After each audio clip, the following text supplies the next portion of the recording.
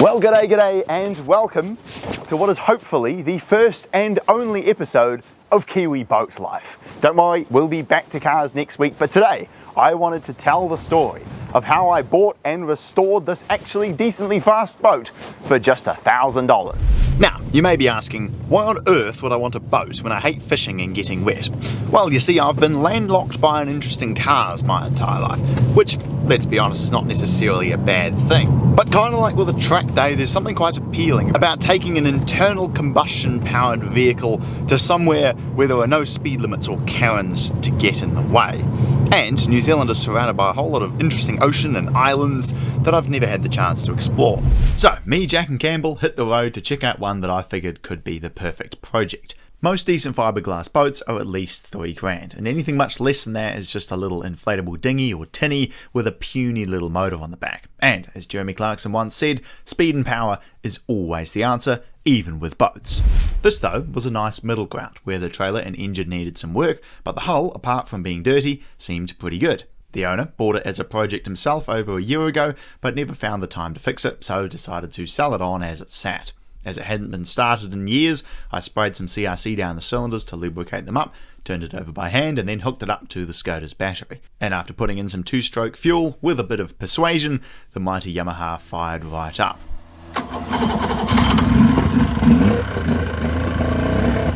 So having confirmed it ran, we hooked up the trailer and drove it home.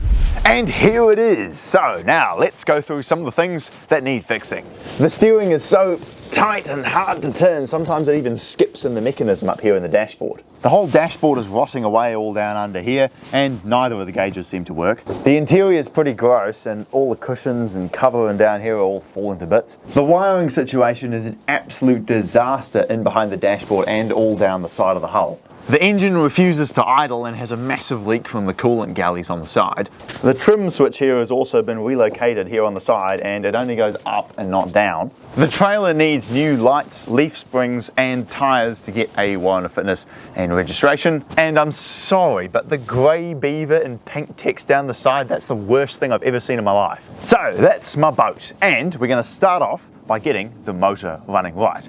These outboards are actually really fascinating, and I've learned a whole lot about how they work while fixing this boat up. This particular one is an 85 horsepower or 63 kilowatt, 1.2 litre inline 3. Unlike a 4-stroke, which has valves and camshafts at the top of the engine to let the air and fuel directly into the cylinders, in a 2-stroke, the air, fuel and oil mixture goes through 3 separate carburetors in the bottom of the engine into the crankcase. The air and fuel is pressurized in the crankcase by the cylinder coming down, and at bottom dead center, the cylinder exposes the intake port on the side of the cylinder sleeve, allowing the air and fuel to rush in before being compressed by the cylinder again and ignited by the spark plug.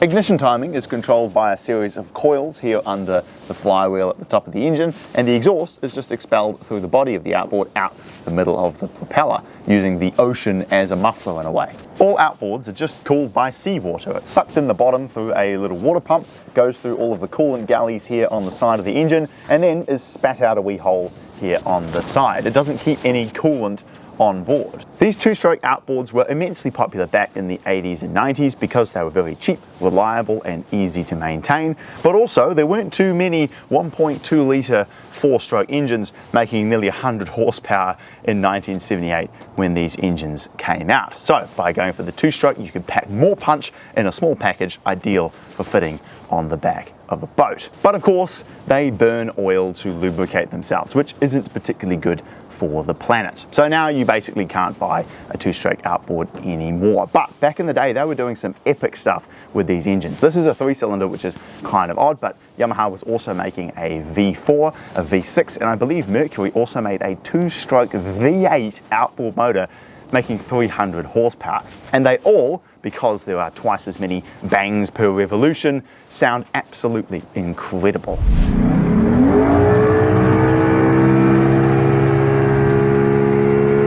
There were 3 main things wrong with the engine on mine. It didn't pump any water, which turned out to be a worn out impeller. After removing the lower half of the engine, I took the water pump apart and installed the new impeller, and now it pees out the side just like it's supposed to. The gaskets for the cooling galleys were leaking very badly, not helped by a few of the bolts being snapped. So I undid the dozens of bolts on the side and installed new gaskets. Now it pumps and holds water. Finally, it really did not run well at all.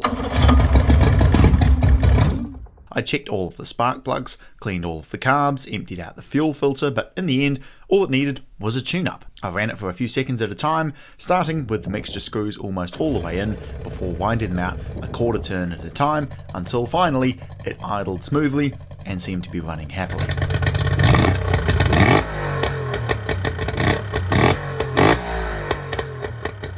Then I moved on to fixing the tilt and trim. Turns out the switch was just broken because if I flipped the wires and pushed the switch up, it went down, no problems. So I removed the remote control and installed a new switch, and now it goes up and down perfectly.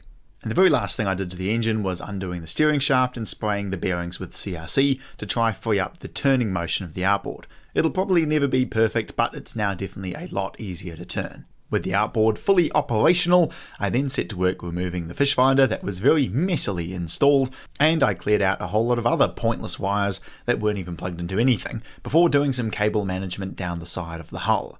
After installing some new light switches, I confirmed the navigation lights and 12-volt outlet worked flawlessly, and then started to rebuild the rotten console. I cut out the lower half that was falling apart, and sawed out a piece of wood to rebuild the bottom of the now half-size wiring cupboard.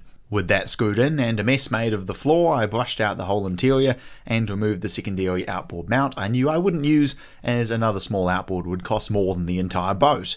Then I gave it a good wash, as the very 70s brown canvas cover was absolutely covered in bird poop, and there were no shortage of spiderwebs on the hull too. After blasting out the last of the filthy interior as well, I removed the awful pink stickers down the side and installed a new fuel tank that wasn't full of floating rust. The final upgrade I made to the boat was repainting the whole interior. I sanded all of the chipping pale blue paint and repainted everything a nice vibrant white. And with that, the boat was restored, on a budget admittedly, to as close to its former glory as I could get it. Then I moved on to the trailer. I tore out all of the old trailer wiring that was hardly working and installed some nice modern LEDs. I had to extend the wires between the two lights at the back, which was a bit of a faff, but after pushing the main cable through the chassis, mounting up all of the lights and rewiring the plug, they worked flawlessly.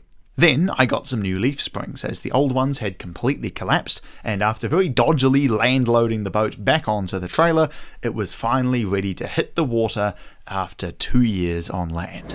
Well, here we are, the maiden voyage of the Grey Beaver. We've got 2 passengers here. Help. Are you excited for your maiden voyage on the Grey Beaver? I feel like I'm being kidnapped by a Somali pirate.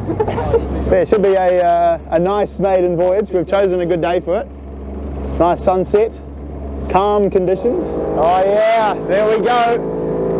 3 cylinders of fury is on the move, ladies and gentlemen. We're traversing the open seas. This is fantastic. Whoa. Got a bit of chop going on here. It looks like completely calm, but it's really not, eh? My gosh. Whoa. Give it a bit more bean, see if going faster helps. No! I don't help! It's, oh my gosh. Now just drive it up onto the beach. And lift the boat engine up. There we go. So now we've got to try and get it to stay here. With the boat sitting on the beach, we stopped for a spot of fish and chips, changed passengers and hit the water again. Thoughts, gentlemen?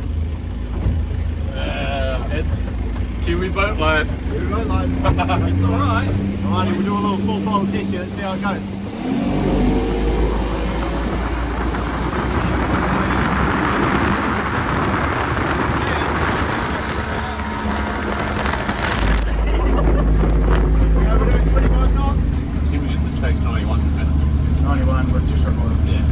Passengers disembarking. The Grey Beaver has done well. You ready to watch a masterclass in loading a boat?